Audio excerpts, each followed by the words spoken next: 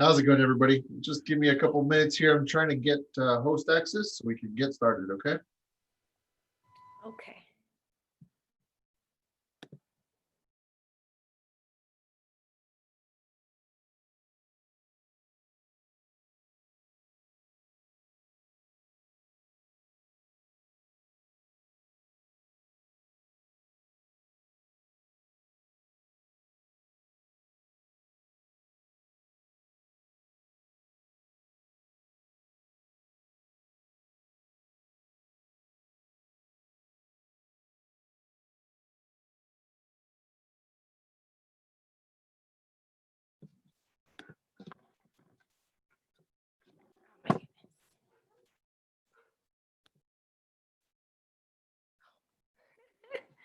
Thanks, Tess.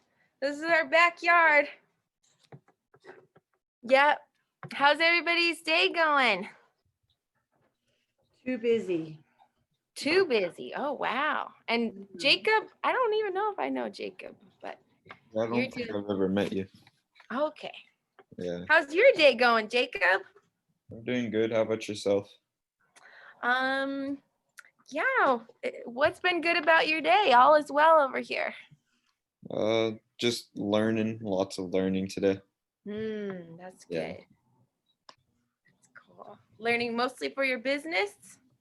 Yeah, I just got hired with Keller Williams last Tuesday or Friday. I don't remember. Yeah.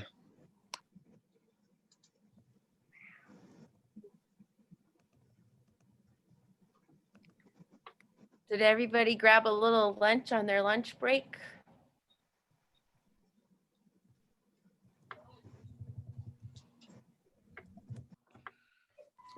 I guess people are still hungry. Okay.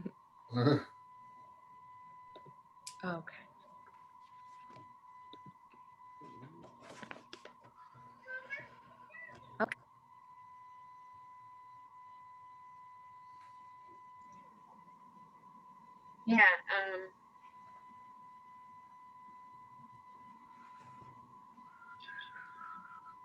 Hey, Jesse, what's the topic on today? So I know if I'm qualified enough to be here. You're qualified to be here. Whatever. What is it? It's not topic dependent, but we're going to make sure that you have your opportunity checklists ready to go so you can keep track of where you are in the various points throughout the transaction. Oh, okay. I think we've mastered that, but I'm going to check that. We'll see. I'm always learning something new with you. Cool. All right. Let me, looks like I finally got hosts. So give me a second here, guys. Oh, geez. I got somebody who wants to accept a counteroffer. I will. Oh, do shucks. that. What a bad problem I'll to do that have. on screen. Whoop, whoop. Sal's going to accept the counteroffer. Good job. All right. Let's I see. guess I'll put you on mute. That works.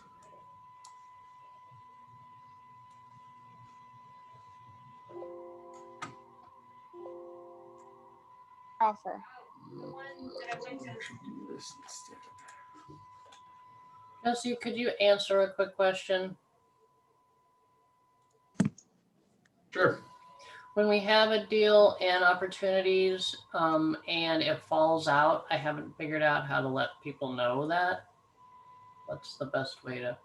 Let people know that it's fault. Like Yeah, what, as what- in our admin and stuff, how to, how in the old days we could mark that it's terminated or whatever. There is no apparent way that I found to show that a deal has gone away in command. Oh, I see what you mean. So if you fall out, it just sits there because Who are you representing, the buyer or seller? at this point I can't even remember. I got you. It's just I emailed you and Heather and I never heard back, so I just let it sit there. Like I gotta move on. I don't know how to. I'm sorry, I don't remember seeing that email, but I'll double check again. Let's see here. Hey, Jesse, really quickly, do you know when the Teams permissions is going to be activated? Well, they attempted 2 rollouts this week. and both times encountered an issue with the rollout, so we're waiting still. That is all I have for right now. Yeah, somehow with the rollout, they encountered some weird issues that wouldn't allow the whole application of it to be deployed. So, yeah, interesting stuff happening over there. All right, so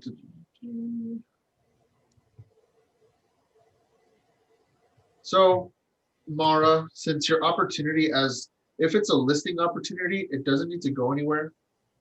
So you don't have to like click lost opportunity or anything like that, because you can get multiple offers on your listing. But one thing that you do need to do is But once you've shown that that whatever status of now we're in contract or under contract, and that all gets changed and goes away, I didn't want them or me to get confused about what's the next off. Like you said, if it is listing. In this case, I think it was a buyer, and so I just stopped dealing with that transaction with that buyer. And then they told us go use .loop again. So I went over there and started with his new contract. okay, so everything's in .loop now. Everything's there. You can just mark it as a lost opportunity within command then. So that's the best way to let them know, because I still had, unfortunately, I had like 6 deals in there, and I'm like, they're already in there. You said don't switch them now. Okay, so do you have the cancellation paperwork from title and everything like that? Did they send you anything like letting you know that the earnest money was? I can make sure. Yeah, they're actually holding on to his money. You will need that to submit in order to get this canceled. So make sure to have that there. Okay, let me get this. So mark it as lost opportunity, and that's it. And then make sure I have the title. No, actually do it reverse order. So make sure that you have all that other stuff first.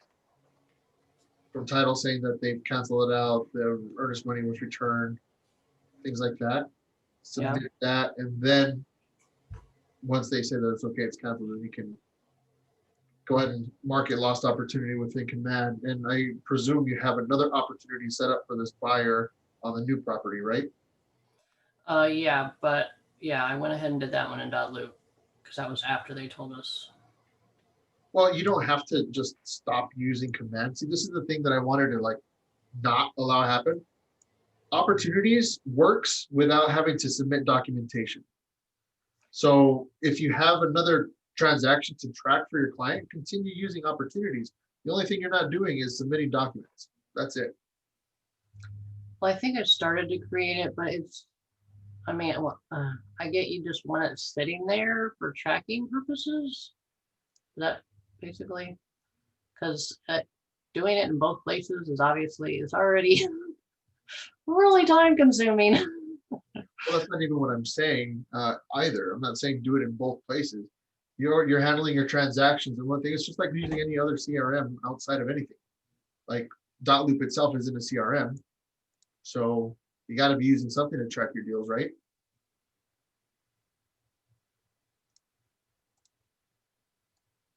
Yeah, well, like I said, I've been in one or the other, and not So, really. yeah, I'm not talking about tracking of paperwork. I'm talking about tracking your business, like logging your communications with your clients, making sure that other things are in line. And that's exactly what we're going over right now is the functionality of command is all there for you to track your transactions from cultivation all the way to closed without the need to load up documents and submit it to the market center. Does that make sense? So today we're going to talk about our checklist because everything matters, right? Everything's tracked. Everything is trackable. What's one of the things they tell us that we need to be doing? Say that again.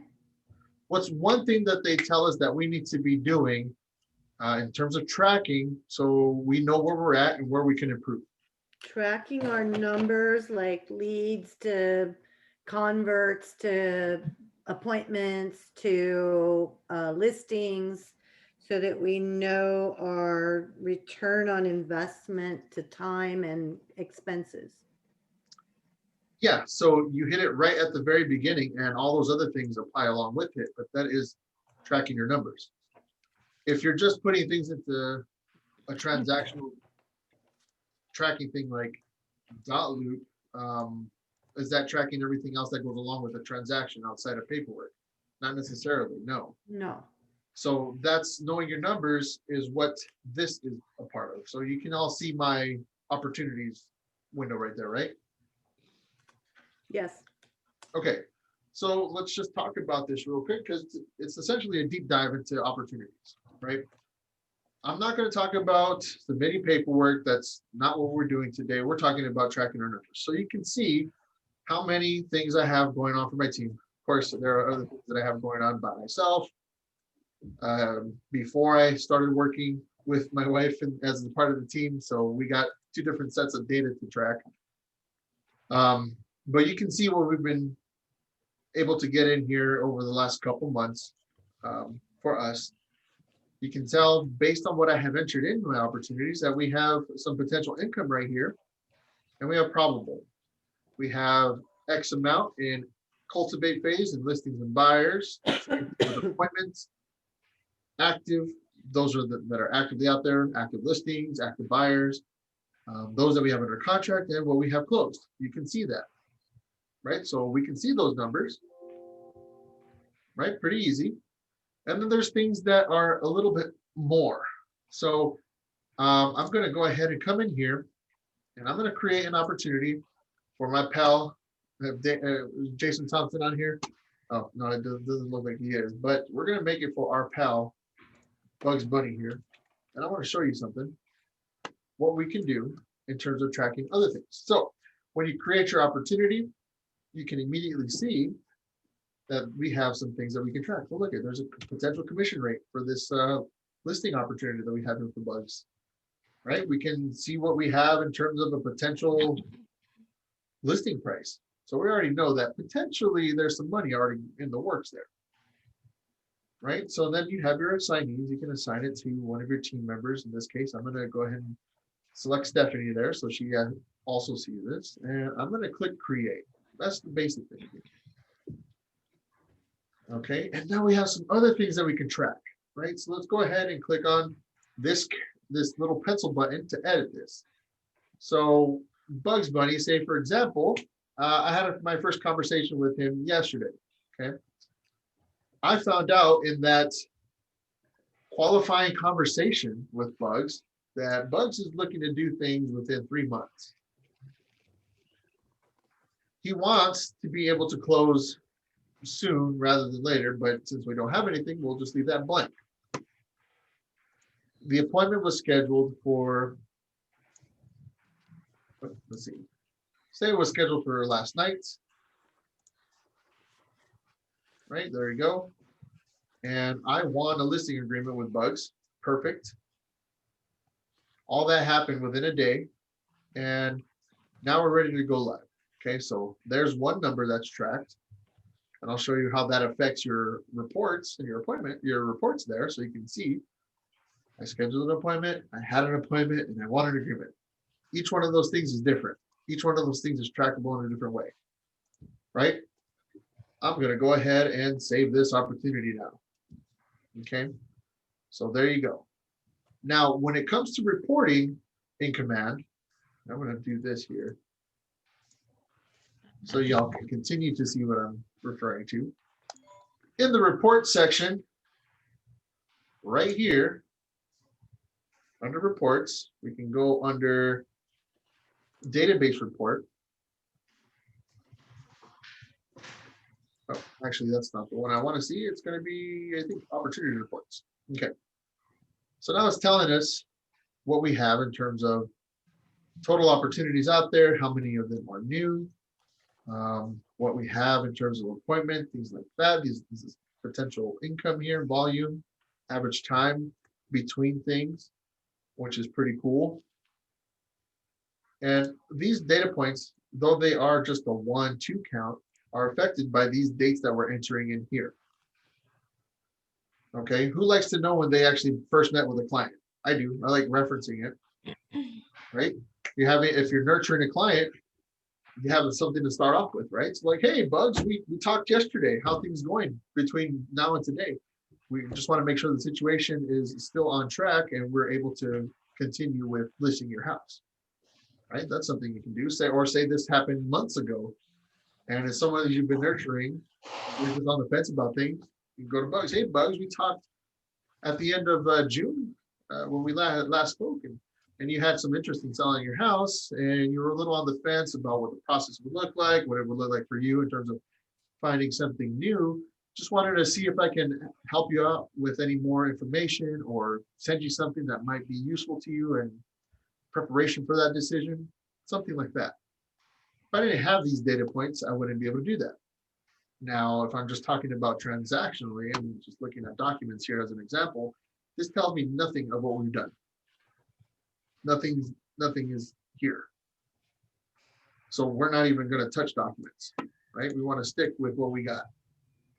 And that's over here in the data points that we have. Actually, something I want to show, I see that there's some improvement in store here for us. You know, we have some goals that are kind of lofty. How many do we have under contract? We wanted that much, but we only have that much. You can see that we're, you know, a tenth of the way there so far. Or yeah, you know, you can see that. Not a quarter of the way there, just under a quarter of the way there. Where do those goals get put in? I'm sorry? Where do those goals get put in? Right here. There's the goal section, right? So it'll track you. It'll track it for you and let you know how you're doing in terms of what your goals are. Right? That's awesome. It even tells you what you need to do to convert, what your cost of sales looks like, what your operating expenses look like. All of this is based off of the Millionaire Real Estate Agent. All right, who right now can pull up the book to show that you have it right next to you? I do. I have it right here. Who else has this book right next to them? Anybody? I just took it out so that I could go get it spiral bound. It's here somewhere. There you go. This book right here is what all of this is based off of. But specifically, we're looking at the economic model. Okay. This is how you can track it. It's not built into Dotloop. It's not built into DocuSign Rooms. It's not built into anything else, right? This is where we're managing our sales, where we're managing our customer relationships and things like that. So with managing those relationships, we want to introduce checklists. Who here has a checklist that they use for every single seller and buyer from start to finish? Who, raise their hand. I'm developing it. It got under development. Some people are using it. Great. Some people wanna, right? Some people want to introduce some systems to keep some consistency. So that's what we're talking about today. Check this out right up here. Everybody see this button? Yep. Yes. It's a little checklist right there, right? You see one little check, you got a few items, I have 4. So when I begin with Bugs, all right, before I even have an appointment, I have some things set up here to check off for Bugs. I want to make sure that every client has the same experience and I'm consistent in delivering this experience. So say I didn't have an email address for Bugs, I would definitely want that. And say I would want my team member to do that. So I'm gonna actually say, Steph, I need you to get Bugs Bunny's email address. So now it's assigned to her, and I can also say, hey, Steph, I need you to do this by tomorrow at 1:30 p.m. Okay, it's assigned. So when Stephanie goes into her command, she'll see it in her task section for her to be able to complete. And then once she does complete it, all she has to do is come over here to this checkbox right here, and one item has been checked off.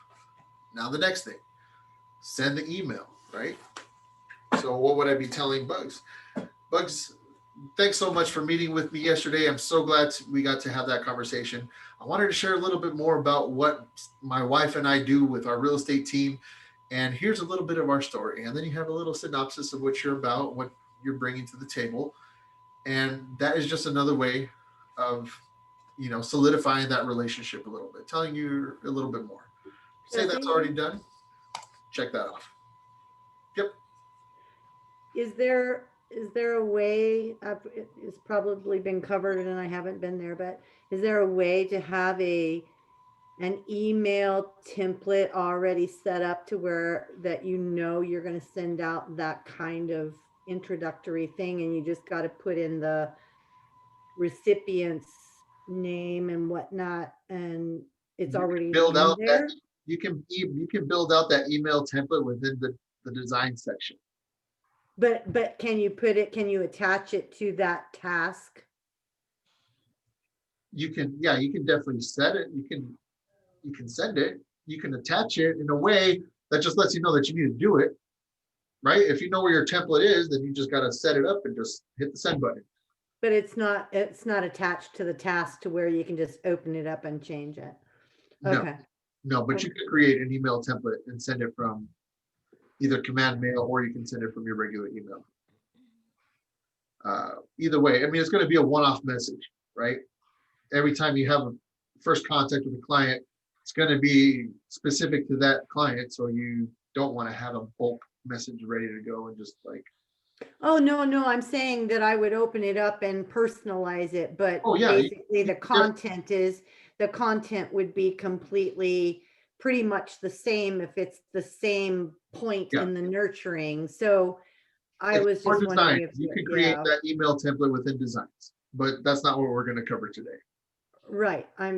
Okay.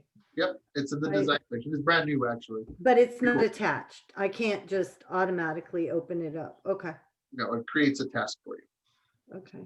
Just Jessica, are you saying you have to create this checklist new for every single client? You can't have a standard checklist that you can import and. Nope, that's not what this is at all. This isn't a one-off checklist. This is something you watch me as I create this opportunity. I didn't build this checklist specific to this opportunity. This has already been applied because I had created the checklist for this specific stage within the phase that we're working in. So these are the default things that I've created for clients and opportunities. There are some one-off things that you could do. So say, for example, Bugs needs something a little bit extra. I can add an item here that's specific to Bugs that doesn't apply to anybody else that I'm working with in this same stage and phase and stage. Does that make sense? But you're saying that you developed this checklist for every opportunity. There is a default checklist for every opportunity. Okay. Right? So, and you can do that here. Let me go back a little bit. I'm going to go to my sales pipeline here. Right? So if I click in here, say I click an appointment, you'll notice between here and here, I have different checklists that I need to do. Now, the way you can develop that or create them is right here under edit stages. And it'll show your stage, right? So we're in the appointment phase right here. Here's the stage. And right in here in the middle, this is actually a button.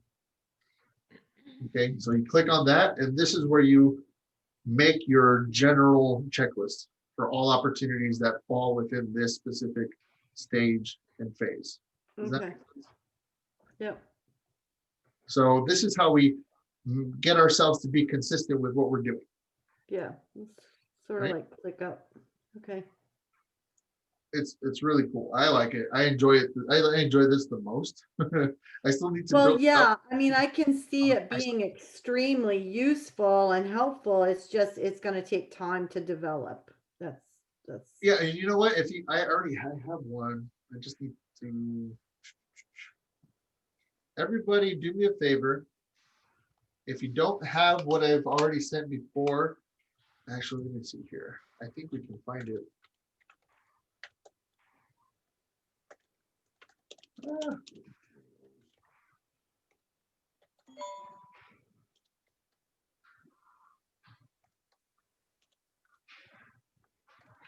I think we can find it here.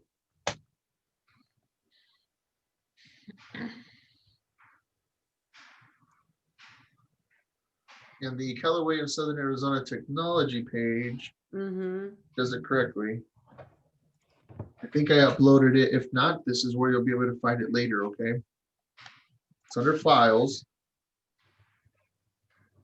And okay, it doesn't look like it's there yet.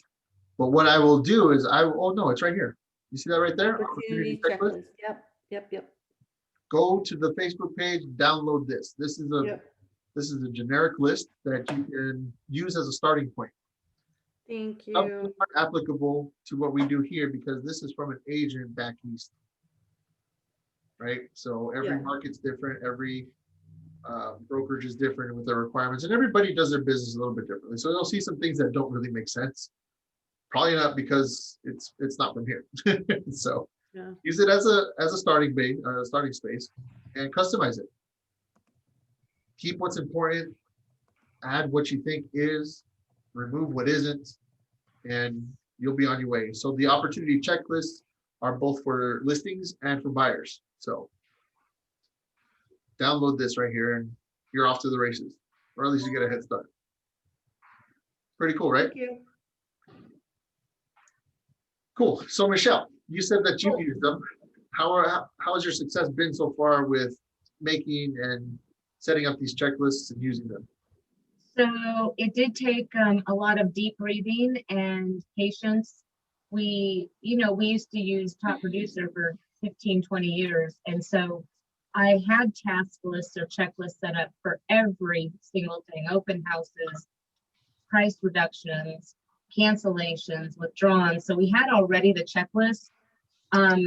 This is a little bit different, it has more stages where all of our checklists were just one ginormous, overwhelming checklist that we had to sift through on a daily basis. What's really cool about Command is it breaks it down into the different stages. So under contract, what you have to do there, then the inspection period and the things you need to do there, appraisal, all of those. And we actually created a couple additional stages during our transaction to help us, and we renamed a couple of the stages to better suit us. So I think the only hiccup for us is we wish that when we moved it from one stage to the other, the incomplete items that still needed to be done in the one stage would move with the, Ooh.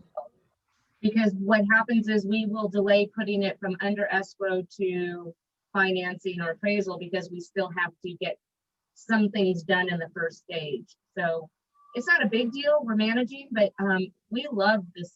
We love the opportunity stages for every buyer, listing, every transaction, every stage. It's great. So Yeah, it is. It's really cool. Thank you for sharing that. So what's nice that most people might not know is you can change the names of these stages and add stages. I don't know if I'm using the right words, Jesse, but we can add. Yep. Yeah, okay. Yep, you're right on. So stages are what you can customize. Phases are hardwired, you can't touch them. Right? Right. So phases Right. would be, let's go back here to opportunities. These are your phases: cultivate, appointment, active, Right. close. Those are phases, so you can't touch those. But everything within watch, nurture, hot, you can edit those, and you can watch me do it right now. So rather than watch, or say I want people that are 12 months and beyond, I'm going to add a stage, and I'm going to say long-term nurture, right? And I'm going to say probability is like 5%. And then I can add items. In this case, I would want to do some basic things, obtain phone number if I don't have it already. Of course, this is just, actually, let's do this, make first contact or something. Check in. Actually, I like check in better. Check in from last conversation. Right, so there's one. Hit save. There's my new stage. I'm going to use this button right here, click and drag, and make that number one. Long-term nurture. I got my watches. I got my nurtures. Actually, watch on, like, I can also call this something else. Lukewarm, if I want to call it something. temperature wise, right? Lukewarm, because we got hot right there. Go right here and say warmer. And then we got hot, right? If you wanted to do it Potato. temperature wise, you can edit everything. How easy was that for me to do? I just did it in a matter of a minute, right? So you can do that. Just make sure to do that. You can delete complete stages if you want to. Like, I actually don't like this. Click, it's gone. Right? Like this one. I don't think I'm going to keep it, so I'm going to delete it, and I'm going to delete that stage. Actually, I'm not okay with these temperature gauges. I'm going to set them back. Right? So this is the customizability part of your stages. It's awesome. Now you guys, y'all see this little thing right here, this client updates thing? There are going to be some tasks that you're going to complete for your clients that you're going to want to let them know, hey, we did this, right? So check this out. I'm going to click this little gear right here.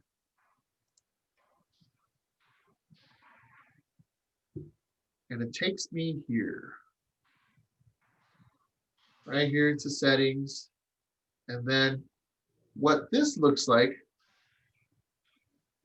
So let's take a look at this. There's a template that we can create. And we can actually, it's already created. There's one that we can preview right now.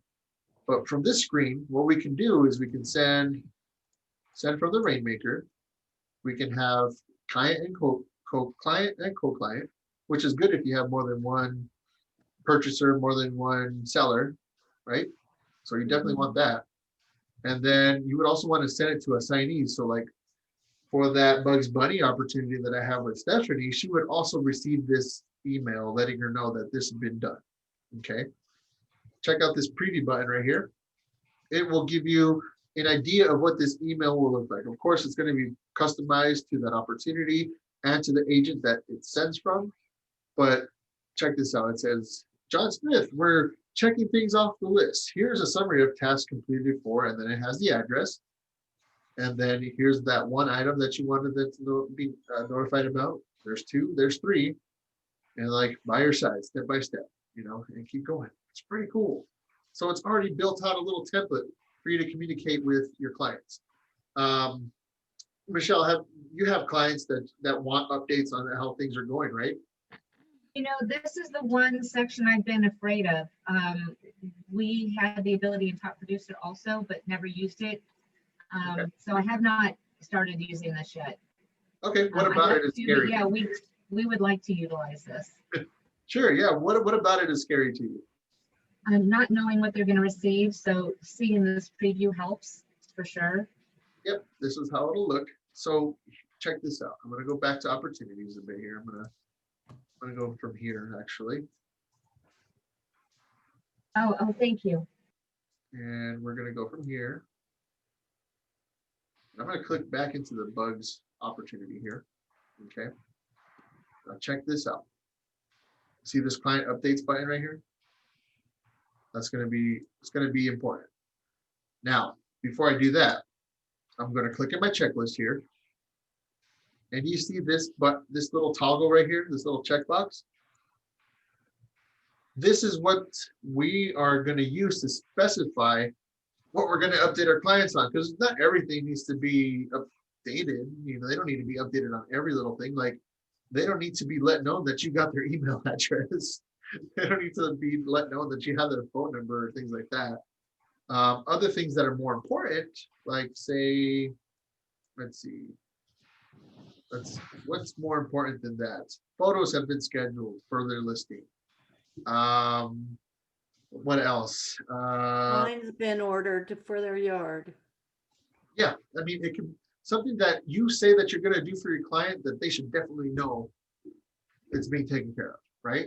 If you want to let them know, it's like, hey, we got your MLS listing, drafted up.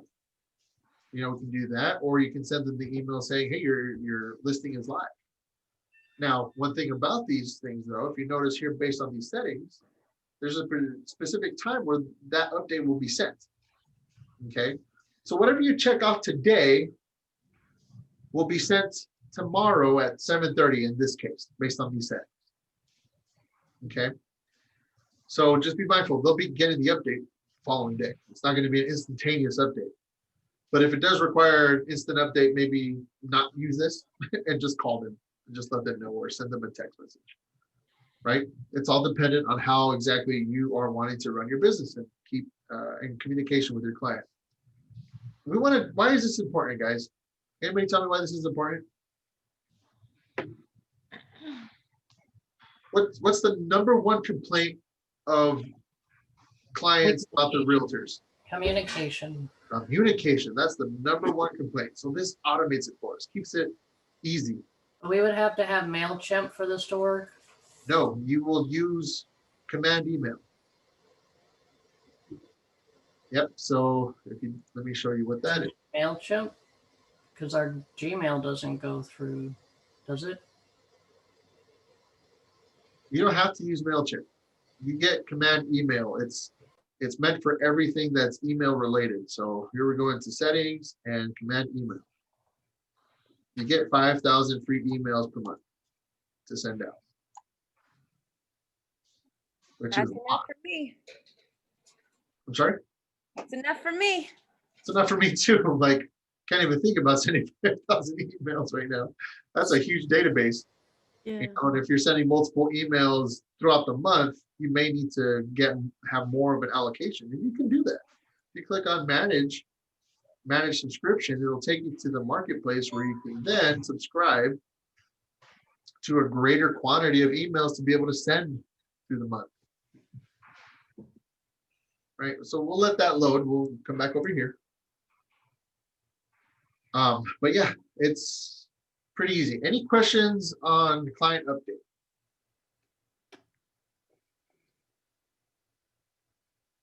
It's a pretty cool system. I like it. So I like it a if lot. we put them on a smart plan and it had an email in there, it should be going through the command email. The client update has nothing to do with the smart plan. No. But I mean, our emails in general. You said any emails we send through command should go through the command email. Yep. Whether that's a campaign or a smart plan that's automated or one of these client updates should be going through command mail. Now, let me just give one little piece of clarification here. If I go ahead and open up Bugs Bunny here. Okay, I'll leave. Just let me. Okay, so I go over here. So, come on, click. There we go. Bugs. So here's Bugs. If I want to send Bugs an email right now, this is what it says. We have copied your recipient's email. Now, when I click this, it's going to go to the email address here that I have associated, right? So in this case, it's my Gmail KW provided email, right? So when I do this and click continue, it takes me to Gmail. Okay. Takes me there, and then I can go ahead and compose and do my thing. Does that make sense? Is there a way to do that for Outlook? Let's see. If you have Office 365, if that's who you have Yeah. hosting your services, it'll direct Okay. you. Cool. We just switched from Google to 365. Okay. Yeah. So those are the two supported services, Office 365 and Gmail. If you have something else that, like GoDaddy provides something different or something to that effect, it won't integrate directly with Command. Yeah, hope that gives a little point of clarification as to what happens when you send an email that way from contacts.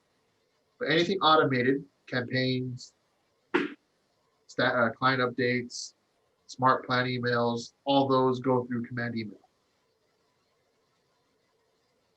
Okay, cool. Any other questions?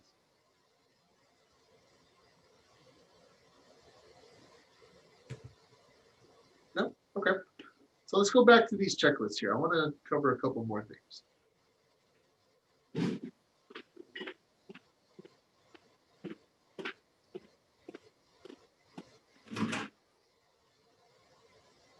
You know, so one time I had, and she doesn't, I don't see her on here today, but Renee Juska was actually pretty funny. I'm like, all right, Renee, go ahead and show us what it takes to build out a checklist. And she just like did everything within like 20 minutes. She just I like can't- copied and I pasted can't and just even. like beat it up. Like she just went. It's not hard. She demonstrated that. It's just the time commitment. Once you build it, it's there and you don't have to mess with it. Right? So it's pretty cool. And I like that you can build it. I prefer not to have something already built that doesn't really pertain to the way I want to operate my business or update my clients about. You know, I like that customizability that we have now. Who's excited about learning about checklists? Oh. I found out about them. I was like, yeah, finally something cool. I've been doing that in ClickUp and Airtable just because it's been like heavenly, but I didn't know we had that option in Command. Yeah, it's there. And it's So, great that it's editable because you start going through a transaction and you realize you've forgotten something, you don't, I always say, don't cry over spilt milk, just make sure it doesn't happen again. And this allows you to put it in as an action step and it'll never happen again. I love that. yeah, exactly. I think that's awesome. So let's see. Hey, what's up, Larry? Good to see you, man. Yeah, can you hear me? Loud and clear. Yeah, so I got so engrossed in a direct mail campaign I was working on, I completely missed 1 o'clock and I was like, oh man. That's No, awesome. you're good. Hey, you made it. That's all right. So let me see if I can find, there's one little thing that I wanted to show as an example here. It's right here. So in my checklist, let's see. No, that's not it. Oh, I remember. It's under active and it's under, no, it's not. Well, there was something that I had done for my buyers once we're under contract. That's what I had done. So once we're under contract and we're on the inspection stage right here, I had a list of things to do. Let me see, edit stages. There it is. So this is what I created, right? So once I'm in the inspection stage, which is immediately after contract acceptance, right? I want to make sure that I get that general home inspection scheduled. So I created that check there. I know that they're going to need a home warranty. So I order it then, and then I also schedule that HVAC certification inspection. So that happens at the same time. I order that roof, I order the termites, I order the sewer. Now, not every buyer is going to buy a house with a pool in it. So this extra one, when I have a buyer that's looking to purchase the house that doesn't have a pool, I just delete that one because it's not relevant. It doesn't delete it from all of this. It just deletes it from that specific opportunity, right? Or say, for example, there's something else about a property like water well needs to be inspected, something to that effect. Not every property needs a water well inspection, or say an engineer needs to come out and certify a foundation or something like that. That's not typical, but I can add that to this checklist, make sure that it's done for my client. How cool is that? Yeah. It's make it work for your case-to-case basis, right? Case-to-case clients, because not every transaction is the same. Do that, right? And then once you're done, write up the Binzer. And then you can have another little thing right here. Send Binzer to seller's agent, right? I know I need to do that, so check. And maybe I'll let my client know, like, hey, this is done, check. They'll get the email the next day. Okay, Jesse sent off that Binzer, great. And then we can just proceed on. Like, do you see what? So if I have, like, right now, I'm running into an issue where the appraisal has been so long out. I mean, it's ridiculous how long it's taking. It's looking like, and I gave it a very, what I thought was a generous close of escrow date based on that we knew that was going to happen. but it's looking like it would extend even beyond that. So I might want to add myself a checklist or a check thing to say, like, check my extension. Do I need to send in an addendum or something to extend the contract date? Yeah. Just as a reminder to myself. Definitely. Definitely Right. do that. Definitely do that. I would highly recommend it. But it's good. It's good that you already see yourself utilizing this tool so that Yeah. you don't forget it, because that's actually going to be an important thing, right? You don't want to go all the way out through and like, hey, we're supposed to close tomorrow. Well, we don't have the appraisal yet. Yeah. And My that's, bad. I mean, I do that on my paper calendars and then I try to put it in my phone calendar, but it would be so much easier having it all associated right there and coming to the dashboard and seeing that task or whatever. Yeah. So like you should be able to assign it. Yeah. Like for me, like, or, you know, Steffi has something that she wants me to be assigned to and check off. She can Yeah. do that. And it'll appear as a task through my Kelly app. So I'll get the little notification says complete this. This needs to Yeah. be done. So then I'll just do it. Right. Or I'll see it right here in my notification bell in command, or I'll see it in my somewhere else. Right. There's always a Yeah. place where I can see it. But again, so who has the Kelly app on their phone ready to go? Who's logged in? Who's using it? Anybody? I have it, but I honestly, I haven't used it because I just have, I'm trying, it's literally, Jesse, I was watching a dot loop video last night and halfway through, it was an old one from May, halfway through, Gail is talking to somebody that's a participant who happens to be me. And I do not remember any of that class. I was so overwhelmed at the time that I didn't even remember taking that class. So I'm hitting one thing at a time. Good. And trying to get my handle on that. And then I move to something else. I just can't, I just came to the conclusion, I can't absorb it all. I just can't. So. Time. And I'm glad you're taking it one subject at a time. It is an impossibility to learn everything all at once. If we could, man, I'd do it all the time for everything. Yeah. Easy button, click. Now I know Japanese fluently. I can read and write and speak Yeah. it. Like I wish that were possible. Yeah. But it's not. We just one step at a time. And for me to get, you know, just speaking of my experience, for me to get to this level of understanding of the system required a lot of dedicated time. It's learning it. And that's no small investment, right? Right. Yeah. So, you know, if you can do the same or work it out, how you can dedicate, it's all about planning out your day, right? And keeping to your schedule, a time block. If you can time block 30 minutes a day on a specific portion of command, how far would you get? Yeah. Did it every single day, you know? And I mean, I'm just sort of chiming this in, but you know, it's been a very turbulent time for some of this stuff because I tried to get into the command thing and then DocuSign, and then that didn't work, which meant that I didn't give time to dot loop because it was phasing out, right? So why learn something that wasn't going to be used? So I spent my time trying to get acclimated to DocuSign, and about the time that they figured out that it wasn't working for everybody.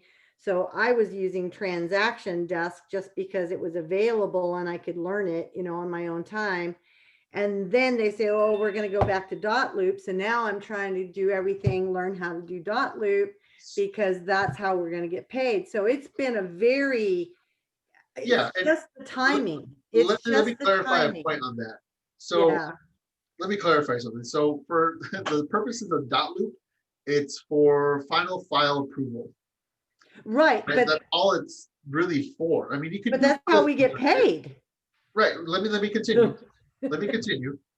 You can continue to use DocuSign rooms for your paperwork stuff. You can use zip forms. You can use all these other different things for transaction desk is another one you can still use for paperwork.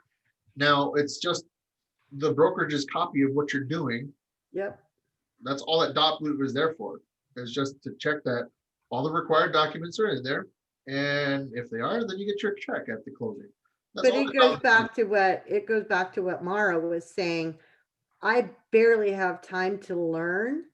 So spending time on transaction desk and then to turn around and have to learn dot loop in order to get paid Right, is but this is sort what of like, here's- it's sort of like, I can't do that. here's So the- I'm here's the point that I'm I'm trying to trying make to learn. is you don't dot have to learn loops. how to use the document creation portion of Yeah. dot loop.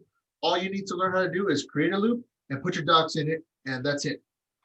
Right? And just submit. That's it. Those Yes, 3 I steps are all know. you really need for dot loop. Like you don't need to go through document creation. You don't need to learn how to fill Yeah. out the documents within dot loop. All that is extra. If you already know how to use transaction desk, you already know how to use DocuSign Room, zip forms, whatever you like, My God, and yeah. continue to use that for your forms. And all you got to do is just upload a copy of those executed forms into dot loop and click submit at the time things are done. Like that is Yeah. the only thing you need to do. There are other things that dot loop is capable of, but if you're already comfortable with one system and working your paperwork, use it. Like Yeah, that's and not I even- have been, I mean, I have I mean, been. that's what I'm getting at. It's like there are the other systems. I mean, personally myself, I could use any of them. If I feel like, oh, today I'm going to use transaction desk, I'll just go and use transaction. Well, desk. I If haven't wanna gotten use that zip forms, adept you know, yet, I wanna use so. zip forms. You know, that's just me.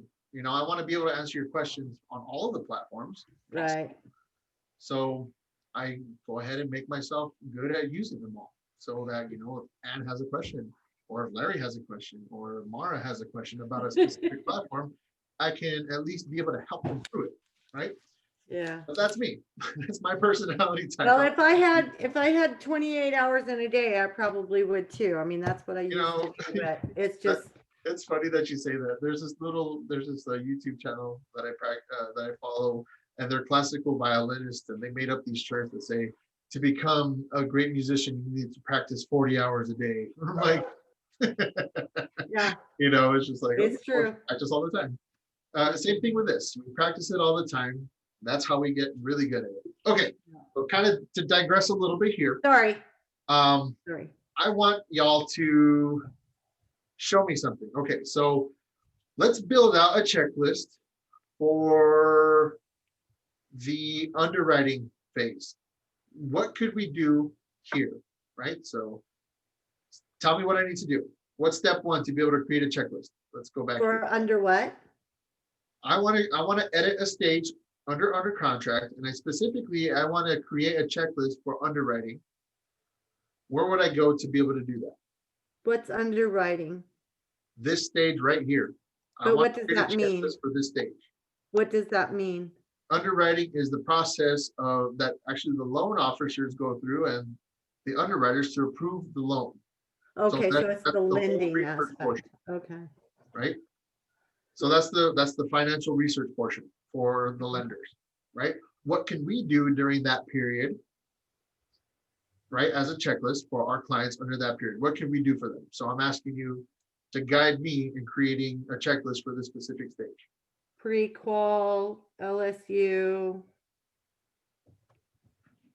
Okay, so if I want to bring up the checklist editor, what do I do?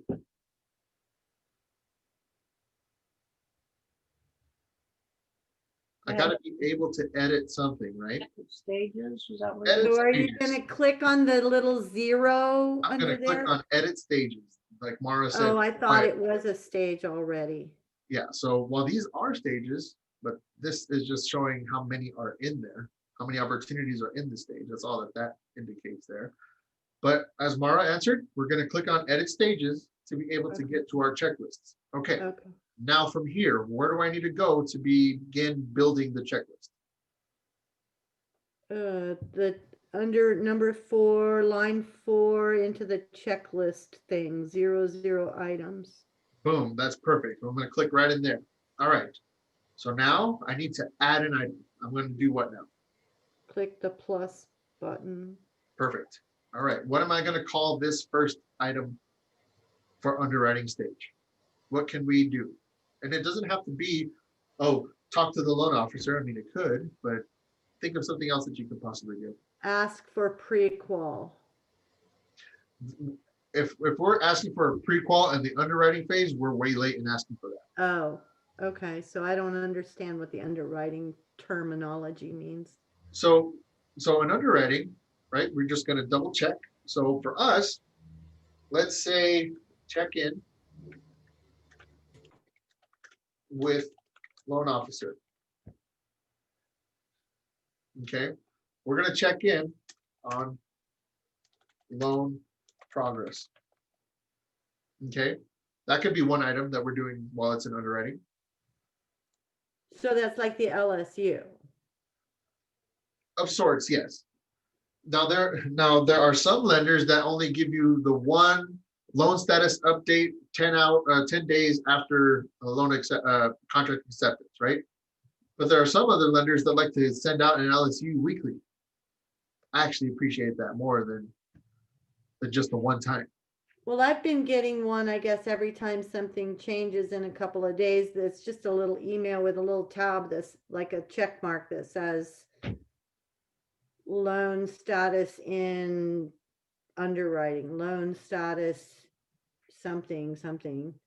So, Is that what you're talking about, these little check-ins? yep, that's one thing that we can do. We can add something else. If we're at this portion and we like to, okay, let's say order closing gift. Does anybody order anything that requires some time for it to be shipped and everything like that? Sometimes I come across it, yeah, Larry does, right? So why wouldn't I put it under this stage? Is in that for the anticipation? lender? No, this is things for you to do while the transaction is in underwriting. Oh, not so getting- it's not specifically related to the lender No. person, it's related to the stage. It's related to the stage. What could you Yeah. do That doesn't make at this sense to stage of the me. transaction? Yeah, don't overthink it, Tess. It's just, it's things that while the underwriter is working on the loan, because everything that you do comes to a stop until the loan goes through underwriting. So during that period of time, you get to check in with the loan officer. Are we in underwriting? Yeah. What are they, are all the docs in? Does my client need to get anything else? We'll be in touch with them if so. Okay, great. Next thing is, you're probably going to close this loan. Ordering a closing gift is you delivering a closing gift to your client. And then, Jesse has some other stuff he's going to come up with here. Yeah, so I'm basing everything that I'm doing with what you were just saying, Larry. Double check file for completion. You definitely want to go into the file, make sure that you have everything there, right? An LSU is required. Did you get your MLS printout and upload it to the file? Did you do that? So What do you need to get paid? what do you get paid? This is like an anticipatory step before closing, right? What else can we do in this section? Right. Thank you card for co-op agent, right? So, get a card written up for whoever you're working with. That's one thing that you can do in this stage. Basically, what I'm getting at is fill it up. If there are things that you like to get done consistently, do that. Yeah, I needed that clarification though, Larry, because I was thinking totally when using the terminology underwriting associated with lender, I was thinking these were things related to the lender, and I had to reframe how I was thinking in order to even come up with the checklist, because I wasn't thinking in terms of time frame. I was thinking in terms of point of contact. Yeah. So Does that make sense? Yeah, that makes sense in your explanation. So whatever stage or phase it is, it's a time frame thing. That's all it is. It's like, here we are. Yeah. And there we go. Right. We added recruiting script call there. That's awesome. Right. I like that. Did everybody see that Michelle put into the chat there? They added a recruiting script call to co-op agent at some point in there. That was old, like a year and a half ago when we had it face to face live, and they taught us the recruiting script and we added it to our checklist back then. Yeah. So what? Oh, if a co-op agent is not in KW. Exactly. Yeah. Right. And what does that do? Builds your downline, Yeah. builds your profit share. That's awesome. Having that conversation is like, hey, you know what? You were really great with this. I think you'd be a really good fit here at KW in terms of culture and how you conduct your business. That's how about awesome. how about I get you in contact with our team leader and he can go over what KW has to offer, right? And then Yeah. you're off to the races. Then there's a warm introduction, and you're building your downline from there. See, the possibilities are virtually endless. It's how much you want to get done consistently. Thank That's the you name of for the game. that one. Consistency. Thank you, Michelle. That's an awesome one. Yeah. That's really awesome. Cool. Well, we have literally 1 minute left. Does anybody have any questions before we go ahead and jump off for the week? Yeah, Jesse, quick question. I put together a direct mail postcard thing. I did one once before, but I got the PDF file thing written or up and running and it's ready to go, except I need to resize it. Okay. And I can't remember the resize program that you committed. It's a PDF. It's not a JPEG, it's a PDF. Okay. If it's a PDF, Or should I have done it as a JPEG? it's easier to do it as a JPEG. Okay, so get it to a JPEG. Yeah. And then I like using this little tool here online. I know you have a particular one, and I just couldn't remember the name of it. Yeah, it's super easy. Photoresizer.com. Photo resizer. Yeah, that's a cool little tool there to resize any of your photos Yeah, I just spent a minute. without distortion. I just spent almost an hour getting frustrated trying to resize this PDF to the right thing, and it would say, okay, it's resized, and then I'd go back and command would be saying it's the same size as the original, and it just got to be like, Gotcha. And No, pay no. attention, and do pay attention to those dimensions that it lists there.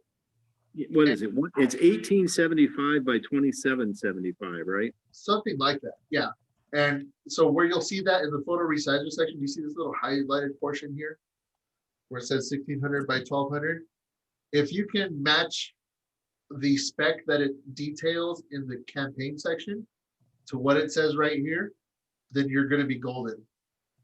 Yeah, I did it once before. Like I said, I just couldn't remember the name of the program. Then I started that. Was it a JPEG, not a PDF? And then I like, oh, I'm going to call Jesse. And I looked at the clock. And it was 1:37. Like, oh hell, we're supposed to be in class right now. That's all right. Cool. Well, awesome. Any other questions before we sign off? Say bye. Michelle, did you learn anything new, even though you've done this before?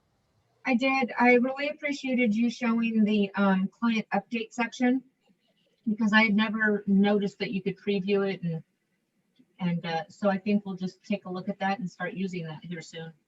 Yeah, you know, set yourself up. Set yourself up as a client and do a test run. That way, you know it works exactly the way you're expecting, and the correct information shows up. And after that little test run, let it loose on your clients. And also the photo resizer was very helpful. Thank you very much. Very cool. Yes. Jesse, this is Adriana. I have a question. Sure. In the Facebook technology group, do you have recorded videos? Because clearly there is people way more ahead of me and I got a little bit lost today. Okay. Well, I don't have access to the recordings myself for any of the Okay. trainings that I've done here. They're actually all done under the brokerage Zoom account. Okay. So you should be able to find them under the Keller Williams Southern Arizona YouTube page. Okay. Yeah.